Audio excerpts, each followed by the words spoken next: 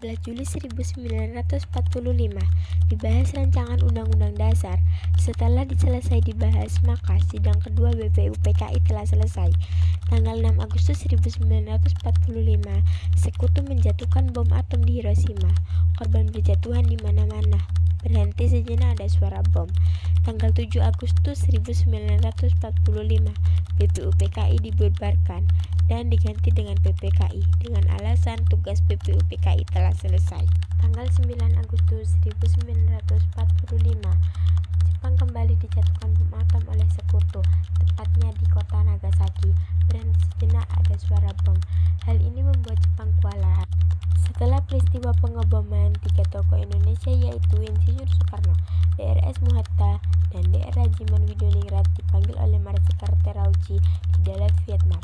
Di Dalat, Vietnam, Jenderal Terauchi memberikan 3 keputusan, yaitu disetujuinya pembentukan PPKI, pengangkatan Insinyur Soekarno sebagai Ketua PPKI, dan Drs Muhatta sebagai Wakil PPKI, serta untuk mendiskusikan keputusan Jepang. Halo, selamat pagi Bu. Maaf, siapa Anda? Saya Jenderal Terauchi, Panglima Jepang. Bisakah kita membuat pertemuan antara saya, Anda, Bung Hatta, dan Bung Rajiman untuk membicarakan kemerdekaan bangsa Indonesia? Baiklah, kami akan berangkat nanti sore. Baiklah, jika begitu, terima kasih Bung. Insinyur Soekarno membicarakan undangan Terauchi kepada Bung Hatta dan Rajiman. Selamat pagi. Selamat pagi.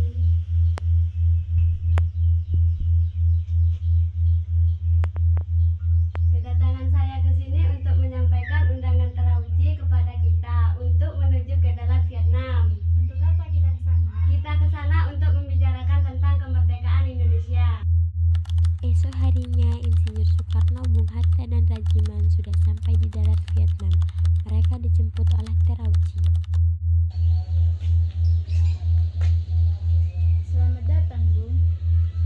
Kapan dan di mana kita akan membicarakan perbincangan ini? Kita membicarakan hal ini besok lusa di rumah saya. Sampai bertemu besok Bung. Pagi hari setelah menginap di hotel, Soekarno DKK bertemu Terauchi dan melakukan perbincangan. Akan memberikan kemerdekaan bagi bangsa Indonesia sehingga terbentuknya PPKI kemarin yang akan membantu. Lalu apa saja tugas PPKI? PPKI akan membahas semua kelengkapan negara pada saat proklamasi. Kapan pelaksanaan proklamasinya? Tak perlu khawatir, kami belum bisa menentukannya. Jepang memberikan kemerdekaan bagi Indonesia. Apakah wilayah Indonesia akan meliputi seluruh wilayah Hindia Belanda? Mungkin bisa jadi wilayah Indonesia meliputi wilayah tersebut. Pertemuan tersebut hanyalah tipuan musilat dari Jepang untuk membantu bangsa Indonesia tidak berontak. Soekarno DKK pun kembali ke Indonesia. Sebelum pulang, mereka singgah ke Singapura untuk menemui 3 pimpinan PPKI. Soekarno selanjutnya mencari tahu bahwa Jepang telah menyerah kepada Sekutu. Hari berikutnya, Soekarno DKK melakukan rapat koordinasi. Bung Karno, Hatta, Rajiman kembali diundang ke Singapura menemui 3 pimpinan PPKI. Dalam perjalanan, mereka berbincang. Rasanya saya tidak yakin jika Jepang menyerah kepada Sekutu. Kalau begitu, kita harus berdiskusi lebih lanjut kepada tokoh yang ada di Indonesia. Lalu, siapa saja tokohnya? Baik golongan tua maupun golongan muda untuk memproklamirkan kemerdekaan Indonesia.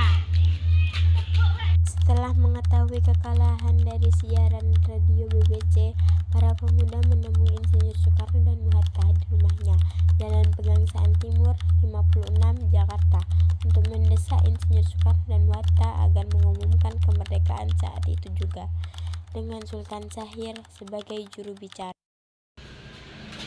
Karena Jepang sudah kalah, seharusnya kita secepatnya memproklamasikan kemerdekaan. Kita tidak bisa begitu saja memproklamasikan kemerdekaan. Kita harus membicarakan dalam rapat PPKI. Kita tidak mungkin membicarakan dalam rapat PPKI karena PPKI dibentuk oleh Jepang dan kemerdekaan Indonesia haruslah dari usaha rakyat Indonesia. bukan pemberian bangsa lain. Bukan begitu, kita memang seharusnya membicarakannya dalam rapat PPKI. Karena PPKI adalah badan yang bertugas mempersiapkan kemerdekaan.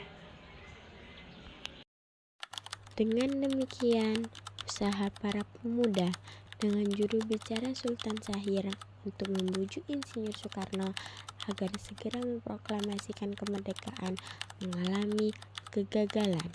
Setelah mengalami kegagalan membujuk Bung Karno, maka para pemuda kembali mengadakan rapat dengan Khairul Saleh sebagai pemimpin. Setelah rapat usai, akhirnya diputuskan para pemuda akan menculik Insinyur Soekarno dan kawan-kawan. Keesokan harinya, tepat dini hari tanggal 16 Agustus 1945, ada RS Muhatta Insinyur Soekarno serta Ibu Fatmawati dan Guntur Soekarno Putra dibawa oleh pemuda ke Rengas Dengklok. Apa maksudnya kami dibawa ke sini? Maksud kami agar Bapak segera memproklamasikan kemerdekaan. Saya sudah mengatakan kemerdekaan Indonesia untuk dibicarakan dalam sidang PPKI terlebih dahulu. Bahkan karena kemerdekaan adalah tugas PPKI.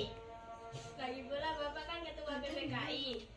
Bapak tidak mungkin mengambil keputusan tanpa mengambil anggota PPKI yang lain.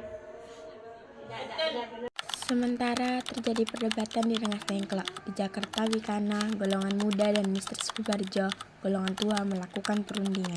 Setelah mendapatkan beberapa kesepakatan, diutuslah Yusuf Kunto untuk mengantar Ahmad Subarjo ke Rengas Dengklok. Ayo kita segera ke sana. Saya rasa di sana pasti terjadi perdebatan yang sangat sengit. Mari Pak, kita segera berangkat. Sampai di sana, Mr. Ahmad Subarjo akhirnya menjemput Insinyur Soekarno dan kawan-kawan.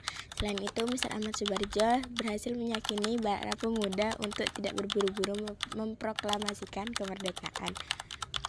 Sekitar pukul 23.00, rombongan Insinyur Soekarno sampai di Jakarta untuk sesaat pulang ke tempat masing-masing. Lalu langsung menuju rumah Laksamana Maeda untuk merumuskan naskah proklamasi. Silakan masuk Bapak. Merumuskan teks proklamasi di rumah seorang Laksamana Jepang. Tenanglah, silakan masuk semua. Saya akan menjamin selama di rumah saya, Anda akan terjamin keselamatannya. Baiklah, di ruangan mana kita dapat untuk merumuskannya? Diskusi di ruang makan.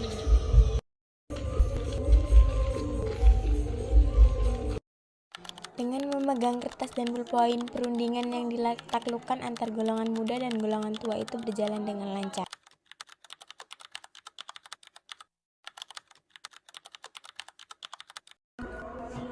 Bagaimana kalau kita mengambil rumusan BPUPKI dengan bunyi kami bangsa Indonesia yang ingin menyatakan kemerdekaan bangsa Indonesia?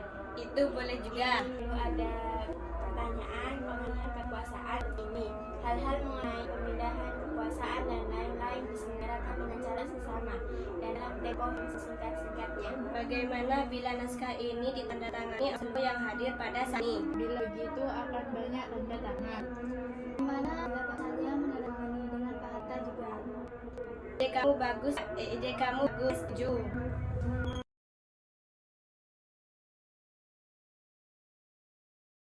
Lalu Sayuti Mendik mengetik naskah tersebut dan memberikan hasil ketikan tersebut kepada Insinyur Soekarno untuk ditandatangani. Perumasan tersebut selesai pada dini hari 17 Agustus 1945. Setelah selesai diketik, hari itu juga, tepatnya hari Jumat tanggal 17 Agustus 1945, pembacaan proklamasi kemerdekaan Indonesia akan dilaksanakan di lapangan Ikada. Namun karena alasan keamanan, maka dipindah di kediaman Insinyur Soekarno. Terjadi sedikit perbincangan di antara Soekarno, Fatmawati, Latif, Hendraningrat, dan S. Subo. Bendera untuk dikibarkan sebagai tanda merdeka suatu bangsa. Iya, saya tahu. Maka saya sudah meminta istri saya untuk menjalinnya. Ya, ini sudah saya jalinkan. Terima kasih ya Bu. Pada tanggal 17 Agustus 1945, kediaman Insinyur Soekarno, persiapan proklamasi dilakukan oleh Sudiro yang menyiapkan mikrofon sebagai tangan kanan Soekarno. Tepat pukul 10.00 WIB, Insinyur Soekarno membacakan teks proklamasi. Selanjutnya dengan pengibaran merah putih oleh Suhud dan Latif Hendraningrat yang diiringi lagu Indonesia Raya dilanjutkan dengan sambutan Wali Kota Suwirjo dan pimpinan barisan pelopor RDR Muwardi. Proklamasi. Kami, bangsa Indonesia, dengan ini menyatakan kemerdekaan Indonesia. Hal-hal yang mengenai pemindahan kekuasaan dan lain-lain diselenggarakan dengan cara seksama dan dalam tempo yang sesingkat-singkatnya. Jakarta, 17 Agustus 1945. Atas nama bangsa Indonesia, Soekarno atau Hatta.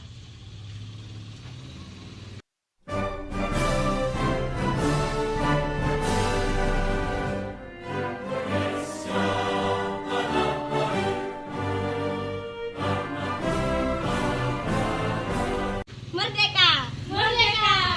Berita proklamasi menyebar dengan cepat ke seluruh penjuru Jakarta.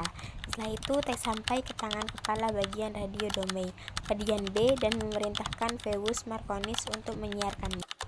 Pada tanggal 18 Agustus, PPKI melakukan sidang yang kedua dihadiri oleh Insinyur Soekarno, Muhatta, Rajiman, dan para pemuda. Assalamualaikum warahmatullahi wabarakatuh. Waalaikumsalam warahmatullahi wabarakatuh. Untuk memulai sidang PPKI ini, marilah kita menyanyikan lagu Indonesia Raya.